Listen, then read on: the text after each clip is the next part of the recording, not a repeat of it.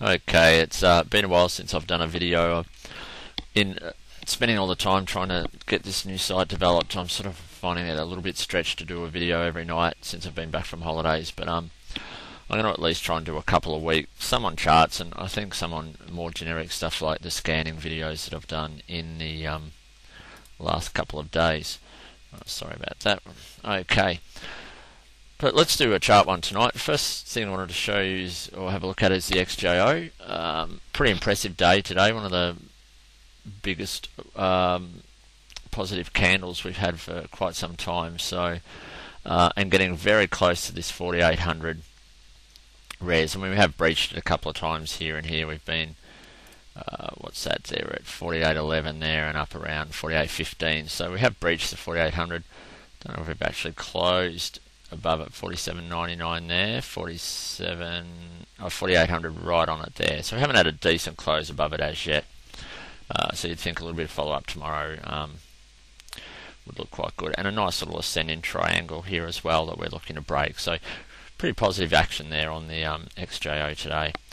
Alright, let's fly through a few charts. Now there's so many charts that are going mental and well into 12-month highs. I didn't figure that there was any point looking at too many of those, so I'm trying to find some that are either just breaking the 12-month highs or are well off them and just swinging now. So this is one I've mentioned a few times on the Twitter, and this is CCC, just breaking this 8.7 res today. So I think we're on a 12 months here. Yeah, we're on 12 months. So pretty impressive getting through this 8.7.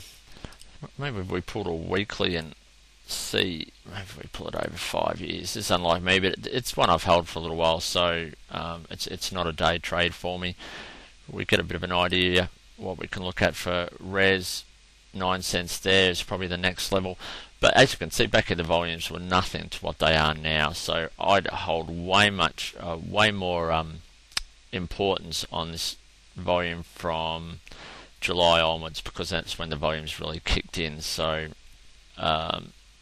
yeah, to me that's way more important than back here where the volume was way lower. But 9 and 10 cents are obviously the next key levels.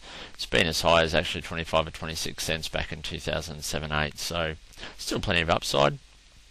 If you wanted to, we could, I suppose, whack some fibs on that, from that high back to the lows, see if it gives us any idea. 38's back around 11.5, something like that. 50's all the way back up to 14. So you'd think there's plenty of upside. A heap of stocks on issue in this one, so it's pretty liquid. But yeah, it looks a chance to kick on from here. Pretty strong action today. Okay, we're going to now go to ELD. I'll flick through some of these and spend a little bit more time on some. ELD's been a dog of a stock for some time, as you can see. What interested me today, and I'm not in this one yet, is it had a bit of a reversal candle, but really strong volume. We might just come into 3 or 6 months so we can get a better look at that. That's a 6 months chart. Some pretty decent volume, probably the best in a couple of months. Closed on its highs.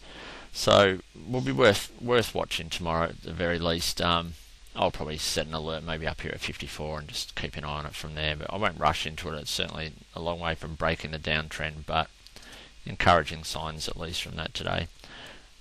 Well, that was a nice case of fat fingers there. I mentioned ERA on the Twitter today. That's the ERA daily. Bit of a double bottom here, slightly higher low, but a bit of a double bottom kicking in. It had a run up to 11.92 a few days ago. It's dipped on relatively low volume and kicked on a little bit today on fairly decent volume and closed on its highs. So you'd think there's a fair chance that we can retrace some of these losses that the stock suffered back in December. So again, if you wanted to, we could whack some fibs on this range here. See if we get any ideas. It's on 38 now, and it's filled that gap. So need to be wary here just to make sure it's not going to roll over. But the 50 probably at least looks achievable, and that's up just under 12.40. So hopefully a little bit more upside there. If not, further, but that's the first level I'll be looking at, somewhere around this 1240 mark. Okay, next we'll go to HST. Quite a few of these I mentioned on the blog today, some I haven't. Like I said, I'm looking for stocks that haven't run nearly as hard as many of the especially mid and small caps have. HST again's been sold off pretty heavily in the last few months. I think it had a profit downgrade. Have a look up here. Yeah, it had a chairman's and CEO address back in November, and it's been all downhill since. But a couple of higher lows kicking in here since December. So the low there, higher low here on 22nd of December, slightly higher one again on 6th of January, and a little bit of volume starting to kick in. So I've got a few today. I'll be looking at this res here at $1.04. If it looks like breaching that, I'll probably look to add a little more.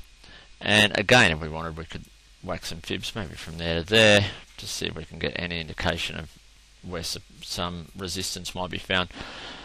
38's way back up here at $1.15, so plenty of upside if it can kick on. Okay, what have we got next? Got plenty to get through. Depends on how I go for time as to when I'll stop, but I'll throw a few more on. Retailers have been bouncing quite strongly lately. Harvey Norman's probably the weakest of them. Got a few today on the swing. Really good volume in the last few days. Probably a lot of short covering kick in as there as well. You'd think this high of 306, if it's breached, that there'd be even more short covering. So 306 and 319 are the next chart. Res level probably around that 310, which was previous support. But given that volume in the last few days, you'd think it may have a little bit more upside yet. KAR was another one, a nice little swing today in a break of a very tight recent range. So you can see the last 2 or 3 weeks, not much movement at all. And these breaks of tight range are some of my favourite plays, because when they do break, they tend to break pretty hard, as KAR did today. Closed near its highs on pretty decent volume.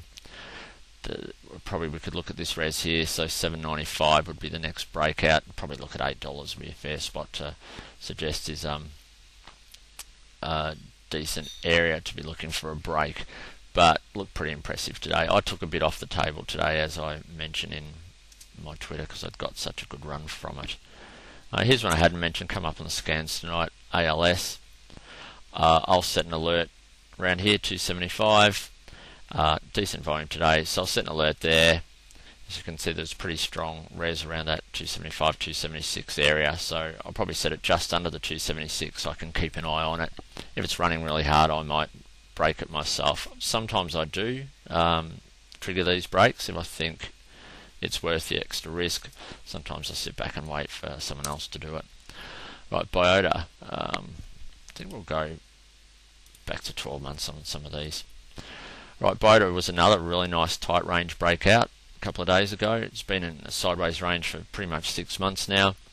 Broke out earlier this week. It's had a little dip on low volume and started to pick up on volume. Broke and on volume today. So looking for more upside from this. Again, pretty simple.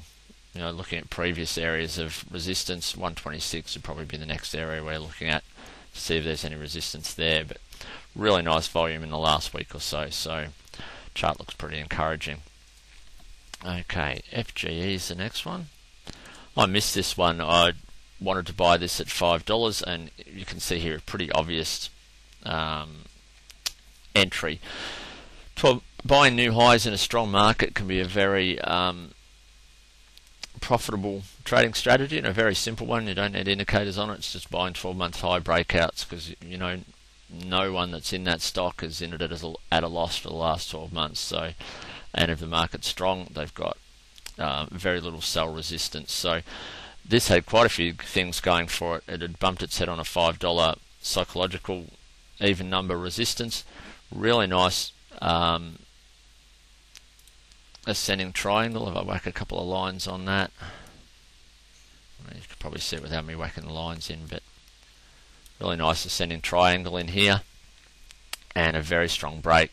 Tried to buy those at $5 when my alert went off, and I actually figured it. I think I typed the wrong dollar amount or something, and I missed them, and had plenty of opportunity to get in higher, but because I missed my entry, I moved on, looked at something else, and then every time I came back to FGE, it was higher again. So pretty bad miss for me, that one today. Technically a break of an ascending triangle. The technicians will tell you the target is the depth of the triangle, I believe. So if we have a look, I'll pull that overlay off, have a look on this bar here, looking at about a low of 450, break of $5, so 50-cent target is where the technicians, I think, would suggest to look for in that one. Alright, we might just do a couple more because I have no idea how long this video is going for. CQT was one I mentioned today. It's been in a fairly decent uptrend until the last couple of weeks. Let's quickly whack some fibs on here and see whether they would have given us any indication of where this could have dipped to. If I run that from there way back to here, it's probably too far. Yeah, it got very close to the 50, so there you go. 50 fib was a pretty close indication of where that found some support. Volume started to kick in today. I got a few early on the swing. We'll probably add, if it shows strength, breaking through today's high on a bit of extra volume, but encouraging so far today. And let's see, we'll do one more. We'll do UXA. Really strong volume, best volume in 12 months here. Broke resistance. A couple more areas of resistance coming up here, but you'd think plenty of upside if it can kick on. Alright, that'll do me for tonight. I've tried to skim over quite a few charts. I've said many times that don't use many indicators at all with these charts. It's all pretty basic price and volume, support and resistance stuff, and on this video looking for stocks that aren't powering to 12-month highs where there's so many of them. In my price and volume scans tonight, I've had more stocks come up than I've had in probably 12 months. So what that means, I don't know. It'll probably mean that tomorrow will go and turn on us and be weak, but certainly some very positive signs from the market today. Alright, talk to you soon.